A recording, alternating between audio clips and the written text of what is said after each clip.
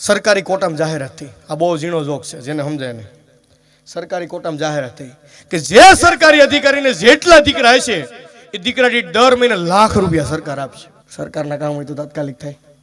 રાત તક ફોર્મમાં થપ્પા લાગી ગયા. રાતે પીએસઆઈ ફોર્મ ચેક કરતા હતા. 10 દીકરા, ખાલી એક દીકરો લખેલો.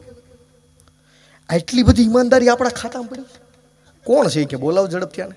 તે ચેક કરીને હવાલદાર તો આયેલ તો એટલે ભલામણા ફોર્મ સરકારે આપણી માટે કાઢ્યા. દીકરા દીઠ દર મહિને લાખ રૂપિયા સરકાર આપે છે અને આમાં કોણ ચેકિંગ કરવાનું? કેટલા લખ્યા? મારે 2 છે તો મેં 12 લખ્યા. આટલી બધી ઈમાનદારી દર્શાવવા આમાં કેમ ખાલી એક જ લખ્યો? આટલી બધી ઈમાનદારી તારામાં પડી હારી નથી. કાઢ નાખજે આટલી બધી ઈમાનદારી તારામાં હોય તો. ખાલી એક કેમ લખ્યો?